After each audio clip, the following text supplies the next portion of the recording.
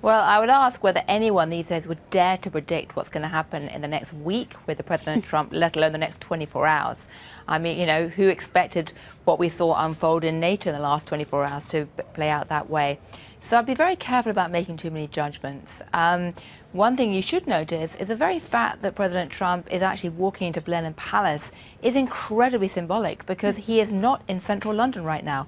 He's barely going to spend any time during his trip in central London, except at the US ambassador's residence. And that's because of the scale of protest against him, and also, if you like, the febrile political climate in London right now. So I think both sides right now want to end up with some element of a visit that doesn't have too many shocks, where at least they manage to shake hands, where no one's too rude about anybody else, and in a sense where they reaffirm that actually the transatlantic alliance does still matter, although frankly neither side know exactly how much they want to matter compared to the other alliances with Europe and elsewhere. What is the lay of the land politically for Prime Minister May, and do you suspect that she survives these the sort of disunion within her party?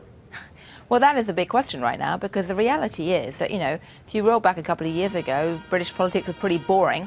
These days, it's like a constant episode of the Tudors, in the sense that you've got, you know, people speculating that maybe Boris Johnson has resigned because he wants to mount a leadership bid.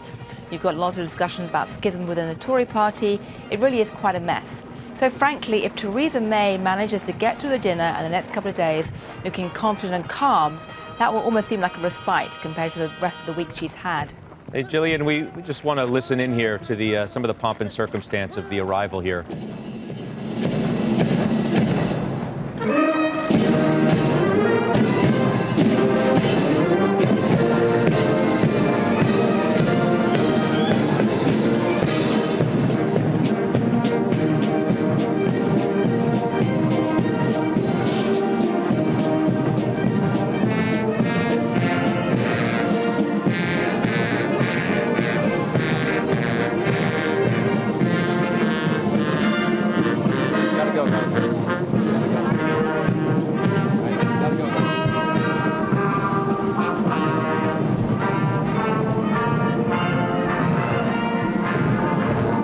You can speak to this perhaps better than we can, but maybe nobody does pomp and circumstance better than they do there. This is quite a sight as we watch the President and the First Lady arrive for this gala dinner.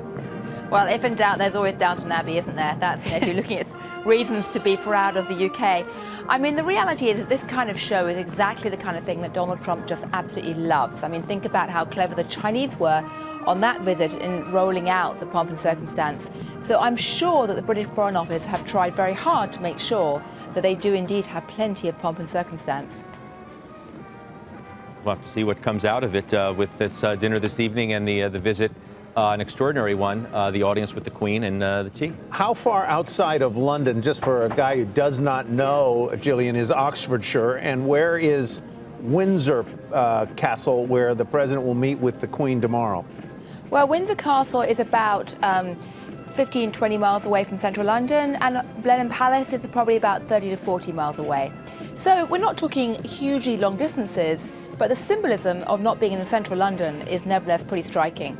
Yeah, and as you point out, that is because the level of demonstrations is expected to be so high, and Steve Sedgwick said they may actually crescendo tomorrow, and then the President decamps, I believe, for his golf resort in Scotland over the weekend, where, coincidentally, the Open Championship will begin next week. Absolutely. And of course, the other thing is that by having all this pomp and circumstance and taking the President to beautiful places like Blenheim Palace, which are filled with history, you also manage to downplay some of the more contentious issues that the British really want to talk about, like trade. Let's not forget as well, if I recall, and you correct me if I'm wrong, Gillian, Theresa May was the first foreign leader to meet with President Trump at the White House, I believe, after he took office there. So they do have a perhaps longer relationship than maybe Mr. Trump does with some of the other leaders, just by virtue of that early visit. Well, if you compare Theresa May's relationship with Trump, it hasn't been marked by the same level of frostiness and terrible body language as, say, Angela Merkel, but it also hasn't gone through so many dramatic ups and downs as Macron of France, where for a while Macron was courting Trump and then essentially criticized him very strongly.